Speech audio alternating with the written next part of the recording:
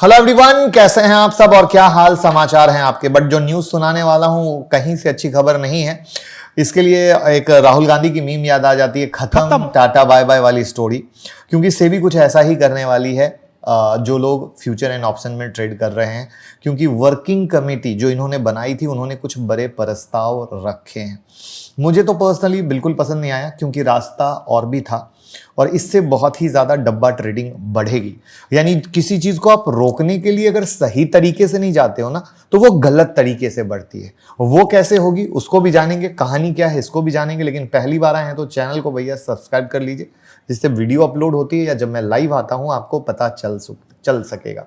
तो आप सबको पता है कि पिछले महीने ही एक वर्किंग कमेटी सेबी ने बनाई थी। रीज़न क्या था? सट्टेबाजी को रोका जा सके, रिटेल भाइयों को रोका जा सके। क्योंकि जो डेटा मैंने निकाला है वो 50 लाख करोड़ का ट्रेडिंग वॉल्यूम है फाइनेंशियल ईयर 2024 में।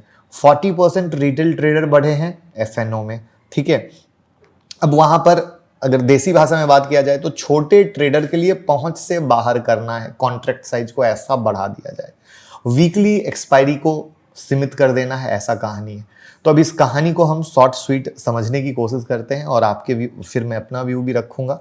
बट आपसे जानना चाहूंगा, क्या आपको लगता है कि ये जो लॉट साइज वगैरह की कहानी ये कर रहे हैं सही है या कोई अच्छे रास्ते पे जाना चाहिए था?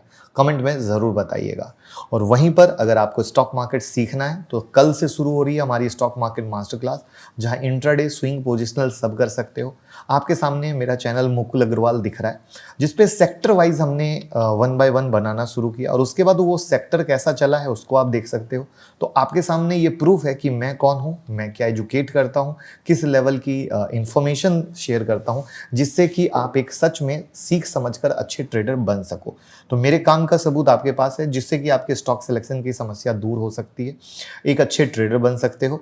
तो कॉल कीजिए और सीट बुक कर लीजिए। फिर सरस्वती माता, वहीं पर लक्ष्मी माता। तो देखिए, कहानी ये है कि अगर हम पहले बड़े प्रस्ताव के बारे में बात करें तो जो सट्टेबाजी की वजह से अनियंत्रित वॉल्यूम है, जो वॉल्यूम बढ़ता चला गया, मैंने कहा ना 50 लाख करोड़, ठीक है, उस पे लगाम लगाना। डेरिवेटिव कॉन्ट्रैक्ट की जो मौजूदा लिमिट है ना 5 लाख, उसको बढ़ा के 20 से 30 लाख तक कर देना कॉन्ट्रैक्ट। मतलब 20 से 30 लाख कर दोगे तो आप समझ ही रहे हो कहानी क्या होगा। हरल्ले से धरल्ले से लोग बाहर होंगे। वीकली ऑप्शन जो है वो एक हफ्ते में प्रति एक्सचेंज केवल एक एक्सपायरी तक सीमित करना। ये तो मैं मानता हूं कि रोज खेलो वाली स्टोरी गलत थी। ये जो सही है वो सही है, ये गलत थी। ये डेली खेलो इंडिया खेलो गलत था और ये बिल्कुल सही है। ऑप्शन कॉन्ट्रैक्ट के लिए स्ट्राइक की संख्या पर भी सीमा लगाने की बात की गई है। मैं को ये भी बात समझ में आ रही है कि ये इनका पॉइंट सही है। कम स्ट्राइक प्राइस करना, ये भी एक बात आ रहा है। ऑप्शन बायर से ऑप्शन प्रीमियम को अपफ्रंट कलेक्ट करना, ये भी आ रहा है। इंट्राडे में पोजीशन लिमिट को मॉनिटर करना, ये भी आ रहा है, ये भी बहुत अच्छा है। एक्सपायरी के करीब मार्जिन जरूरत को बढ़ाना, ये भी मुझे अच्छा लग रहा है। क्योंकि पता है एक्सपायरी के दिन एक बड़ी कहानी चल रही है, zero to hero, expiry trade, पैसा नहीं बनता है, पैसा डूबता है। लेकिन फिर भी तो देखो, जो अच्छा है उसको अच्छा बोलूंगा, जो गलत है उसको गलत बोलूंगा। यहां पर लगातार सेबी चेयरपर्सन कह रही थी कि मजबूत मार्जिन सिस्टम की वजह से वॉल्यूम में बढ़ोतरी से क्या होगा, कोई सिस्टमैटिक जोखम नहीं होगा। क्योंकि उनको लग रहा है मार्केट जो ऊपर जा रहा है ना तब तो सब सही है, लेकिन मार्केट पलटा तो कहीं ना कहीं कुछ काम खराब होगा। क्योंकि 10 में 9 लोग क्या है, नुकसान में है, एज पर 10 सेबी जो उन्होंने डेटा निकाला है। तो उनका कहना है कि भैया इसको सट्टेबाजी की तरह यूज ना करो, हेजिंग की तरह। क्योंकि ऑप्शन की शुरुआत भी जो हुई थी उसका थॉट प्रोसेस ही हेजिंग था, राइट। यहाँ पे जो मैंने 500 लाख करोड़ बोला, 2018 में पता है ये कितना था, 210 लाख करोड़ था। तो कितना तेजी से बढ़ा है आप इसी बात से समझ लो। आप यहाँ पे एक चीज और बताता हूँ, जो मैंने कहा ना कि 40% रिटेल ट्रेडर बढ़े हैं, तो 2023 में 65 लाख थे, अभी 96 लाख पर पहुंच चुका है। तो ये वो कुछ कहानी है जहां पर क्या कर देंगे, ये मार्जिन को बढ़ा देंगे। अब जब मार्जिन बढ़ जाएगा तो रिटेल भाई बेचारा ट्रेड कैसे कर पाएगा। लॉट साइज ऐसा बढ़ा देंगे कि वॉल्यूम ही सूख जाएगा। जब लॉट साइज बहुत मोटा कर देंगे तो कहाँ से लोग आ पाएंगे, राइट। हमेशा बात होती है लॉट साइज छोटे की, तो लॉट साइज को बहुत मोटा कर देंगे, ठीक है। अब देखना है कि ये किस तरीके से क्या एग्जीक्यूट होता है, टाइम लगेगा। आप ये मत सोच लीजिए कि एक ही बार में सब कुछ हो जाएगा। अभी इसको कई प्रोसेस से जाना है, कई फ़िल्टर से जाना है, और वो कई सारी फ़िल्टर होते हुए चीज़ें आगे बढ़ेंगी, तभी कुछ सॉल्यूशन या कहानी निकल के आएगी और उसी पर कोई कार्यक्रम हो पाएगा। तो this is the point. But मेरा जो प्रोस्पेक्ट था वो ये था कि रास्ता कुछ सही निकालना चाहिए था।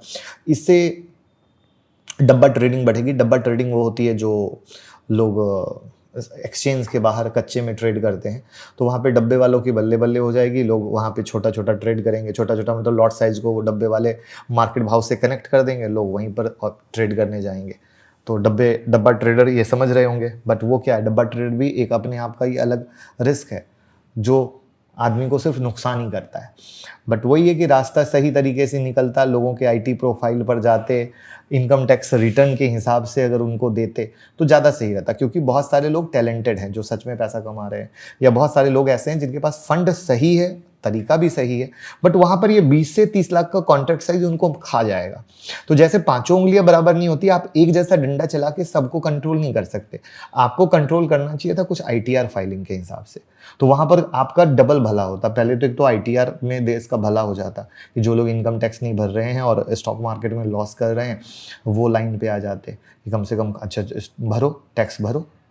समझ पा रहे हो मेरी बात को? और वहाँ पर ये एक बाइफर्केशन, पांचों उंगली अलग अलग आ जाती, सबको अलग अलग मज़ा मिल जाता, सही तरीके से हो जाता। तो कई तरह के रास्ते थे, बहुत जेन्युइन तरीके से सोचा जा सकता था। मेरे से ज़्यादा एक्सपर्ट लोग बैठे पड़े हैं, आपके दिमाग में भी कोई अच्छा आइडिया हो सकता है जो कि इस तरीके से हो।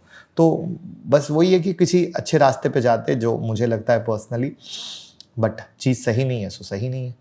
बट आपका क्या पॉइंट ऑफ व्यू है, क्या एग्री करते हैं? और वीडियो को थोड़ा शेयर कर दीजिए जिससे कि सबको पता चल सके। Thank you.